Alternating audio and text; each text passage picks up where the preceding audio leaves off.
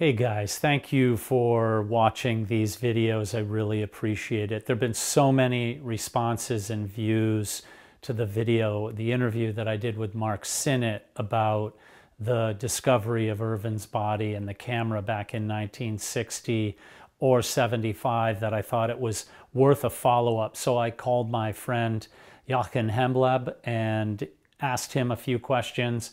Before I play that interview, I hope you'll take the time to subscribe and hit the little bell underneath the video. So if I do put out another video about Mallory and Irvine, about the camera or anything like that, you'll be notified. And then also, I love your comments. They're fantastic. I really appreciate them. And I try my best to answer all of them. It's not easy to get to them right away. I'd say 95% of them are really awesome comments. The other 5% are either trolls. I've only had to remove a few, haven't had to block anybody. We're trying to have a civil conversation and solve a mystery, and we come together because we have a common interest on this mystery of two great men who disappeared in 1924. And that said, one of the reasons that I interview people like Mark and Jochen and Jamie McGinnis and Jake Norton about this is that although I'm involved in this, in trying to solve the mystery, the last thing I am is an expert on it. And to be honest, I wouldn't say that I get bored with the details, but I'm just not a forensic researcher. I hear the information and I retain it, but I'm not really a catalog for it. So I rely on the Jochen Hemlebs, the Tom Holzells, the Mark Synnotts, the Jake Nortons, the Jamie McGinnises, to give me that information and essentially put it forth for you to make your own determination. One of the things I'd like to add is that as much as I love the mystery of Mallory and Irvine and how much invested I've had in it over the years, what I'd love you to do is to take a minute to look around this YouTube channel for some videos about some truly remarkable people, including a couple of friends of mine who live in Ukraine, journalists who live there. Also one about Bruce Means, today's modern day Darwin, about his discovery of new species in Guyana with the National Geographic expedition, Daniel Donato, and many interviews from my podcast, The Happiness Quotient. So I'm going to put a link to The Happiness Quotient in the show notes, but also have a look around the channel. There's such good content in here that I'd hate to have it overshadowed by what is obviously a fantastic story and an enduring mystery, but there's a lot of good stuff in here. Also some of the music stuff, great interviews with musicians and all that. Just had to throw that in there. Okay, here's an amazing interview that I did with Jochen just about a week ago, and it was about his hunches being confirmed by Mark's report, if you will, and the interview that I did 2 weeks ago about Irvine and the camera having been discovered by the Chinese. And he will admit readily there are still ambiguities to the story, but it is another guidepost in our attempt to try to solve the mystery. So here we go with Jochen. Enjoy. Let me know how you think. Thanks for being here. So Jochen, did you read or hear the interview with Mark about this supposed new information about Irvine and the camera? Yes, I did. And I also read Mark's new postscript to the third pole. And I have to say, nothing of this came as a surprise to me because Mark had kept me in the loop as his research progressed. And so, yeah, what can I say? It was something that I saw coming for some time because the rumors had been out there for a while. It started more or less immediately after my 2010 search expedition when we returned empty-handed. And there was this just more or less flippant remark by our camera person who said, well, the Chinese probably took Irvine down. And over the years, I I picked up more and more of those rumors from different sources. So I slowly came to the feeling and to the conclusion there's probably something to it. Although I have to say, even after Mark's revelation, none of this is absolutely certain. It's still full of ambiguities and contradictions. What I was really surprised in Mark's postscript was that he explicitly stated, based on that Panduo interview and everything, that it was Sandy Irvine's body that was found by the Chinese in 75. And that is something I don't quite believe. Because after all we had seen in 99 and later in 2001, it seems fairly certain to me that Wang Hongbao, who found the Old English dead in 1975, in all likelihood, he found Mallory, and Conrad rediscovered him in 99.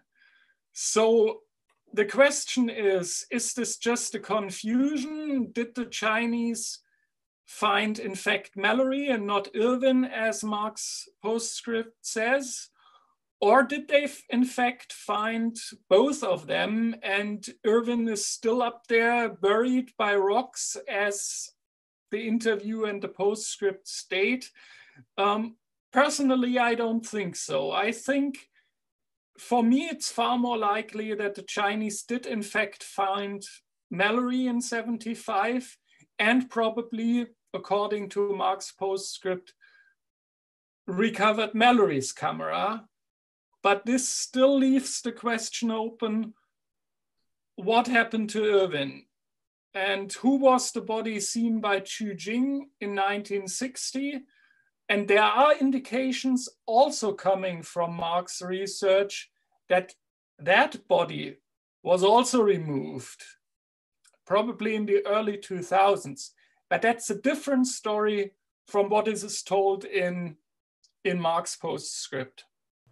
Yeah, the body was, they had said it was at 8,200 meters, and so that would put it in a different place than Mallory, right? So not... No, not really. 8,200 is really close. I mean, that's just 50 meters above Mallory. Yeah. And the body Chu Jing saw in 1960 was definitely higher. I mean, Chu Jing said twice it was up on the ridge. So that's different. And in relation, yeah. Yeah, go. But Xu Jing said the body was on the ridge. Where in relation to the first or second step? Below the first step. Yeah. Okay. So is it this is really just a totally little quick side shoot. So is it possible that when Norton saw the two surmounting the ridge, it was actually before the first step? The body, yes. No, the human beings rising up as they were walking. Yeah, I mean, Odell was certain that he saw them climbing a step in the ridge, so it was either first, second, or third, and definitely above the body location. Well, they didn't say anything about a third step back then. It wasn't necessarily called the third step in 1924, was it? No, but Odell was definitely aware that there was a third step, that there was a step higher than the second, because there's this one account by him in the Alpine Journal where he was elaborating more about where he saw them. And he said that was the last step but one, but it was at 28,300 feet, and 28,300 was the established altitude of the second step in 1924. So that account makes it very plain that Odell in 1924, A, believed he saw them at the second step, and B, there was another step above the second step before the final pyramid. Incredible, incredible. So that account was written before the official expedition account, when he raised the first doubts that he might have seen them at the first step. So that precedes that account. So jumping around a little bit now back to 1960 or particularly 75. So they come across a body essentially on the route. And now it's easy for us to put modern day standards on what the route is. But you're surmising that it was Mallory that they found and not Irvine, correct? No, they found both. They found both. They found Irvine in 1960 up on the ridge. Gotcha. And they found Mallory around the 8,200 level or 8,100 in 1975. So the body on the ridge in 1960, then what did they do with him there? What happened? From the testimony by Chu Jing, he just passed the body, had a look at it, made a mental note, but that was it, because Chu Jing was alone. He was descending from the high camp. He was very exhausted, so he didn't do any investigation. In 2001, when we interviewed Chu Jing for the first time, we had the impression, and he said so, that this was the first time he talked about it. But then Tom Holzell uncovered this report by the St. Petersburg Alpine Club that Wang Fuchao, one of the summit climbers in 1960, mentioned in 65 in St. Petersburg during his lectures that they had found a body at 8,600 meters.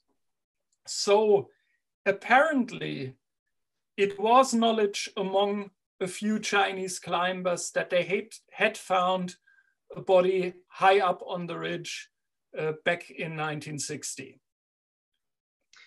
Wow. There are always complications with those Chinese testimonies. Sometimes you suspect that there's a mix up with the discovery of Maurice Wilson, because sometimes the descriptions are fairly similar and so on. But Chu Jing, he was adamant, both in 2001 and more so in 2008, when I interviewed him for the second time, that they definitely found two bodies on the mountain in 1960, low down near ABC, Maurice Wilson, and the other one high on the ridge. And speaking of the route, I had one statement from Chu Jing in 2008 during my interview when he said the body was on the ridge, but not on the route. He said he was up to the left. He was to the left and above the route. The reason why only he passed the body and saw it. Surmising that the Irvine presumably didn't start heading down and went past the path, if you will, and missed it. Yeah. And then sat down and passed away of exposure. Yeah.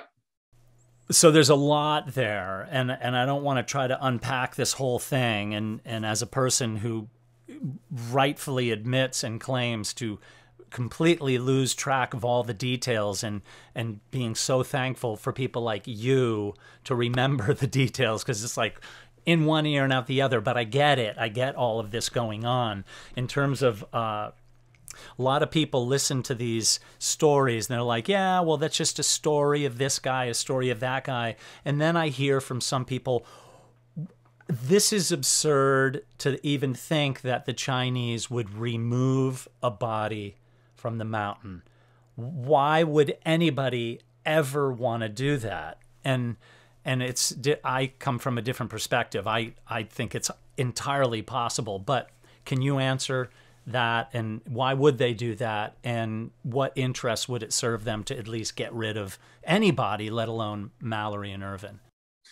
Well, as far as Mallory and Irvine is concerned, the standard answer is they don't want to have any sort of evidence that they were not the first to climb Everest from the north.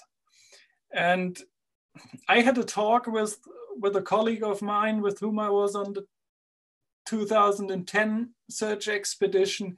And he said it's really interesting because if there was any evidence on the body that Mallory and Irvine did not make it to the summit, then they could have used that discovery to prove their point about their 1960 ascent. So he asked the provocative question, was there perhaps anything on the body that suggested otherwise? And that's why they felt it necessary to remove that evidence. It's all speculation, and I'm not the one who feels totally qualified to go into the Chinese minds with that regard. It's definitely that they have a different way of thinking about such things. But all we can say at this point is apparently they found someone, Irvine and also Mallory, on the mountain, and at least Irvine is no longer there because the location that Chu Jing indicated with some measure of error, that was searched repeatedly now, and nothing was there. And so we can only speculate what happened. And as my colleague said, well, if he was there in 1960, he was frozen in place, and there's no way that he was moved by wind or something like that. And that's something that needs to be considered. But whether they actually did it, the Chinese, or not, it's not something I would point my finger to. But you definitely have to ask, what did they see in 1960 and 75, and what is now there or is no longer there? Quickly, let me elaborate a bit more on the Mallory discovery in 75. There is a much clearer picture there because we have the account by Wang Hongbao to Hasegawa, Japanese, that he came across an English dead at 8,100 meters, approximately, in 1975. We had the confirmation made to Tom Holzell by Wang's tent partner, Zhang Junjian, that Wang had told him when he came back from that solitary excursion onto the north face, that he told him later on the descent, yeah, I found the body of a foreign mountaineer out there. Zhang Junjian, I interviewed him also in 2001, and he confirmed that he had made that statement to Tom Holzell in 1986. Interestingly enough, he denied it in 2008 when I interviewed him again, Chinese. And so that are 2 points of confirmation. And then 3 weeks later, because we know that Wang made this discovery during the first Chinese summit attempt, because his reason for going out of the tent was one of their climbers had gone missing on the way to the high camp near the first step. And so they were searching for him. And so he went out onto the north face and looked around. 3 weeks later, or almost 3 weeks later, they mounted their summit attempt. And it was either during that summit attempt on the way up or on the way down from that summit attempt, one of the Chinese climbers, he looked down as he was descending and he saw that red spot down there on the north face. So he climbed down and he found the body of that missing climber. And that is Wu Song-ye, who was found by TAP in 99. And so we know where that body is. And from that, we know that the Chinese went at least into the upper part of the Mallory Basin.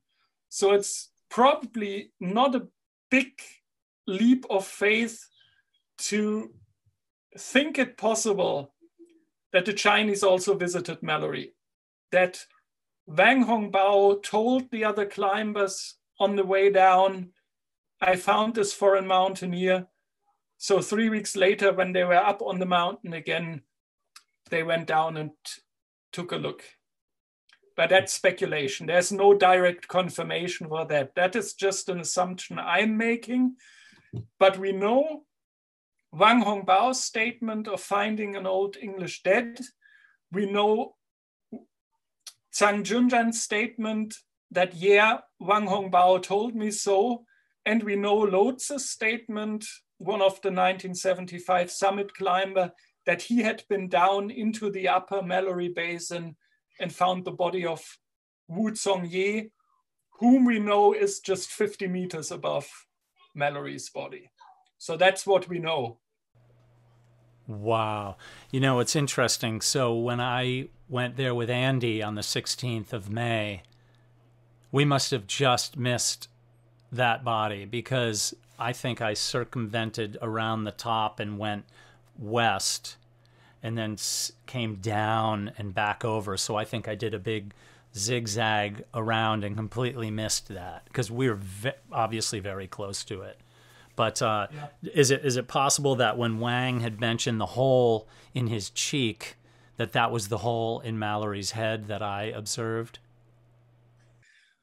I find it unlikely, because it's not entirely clear what Wang meant by pointing to his cheek. That was just the mentioning of a hole in the cheek was just an interpretation.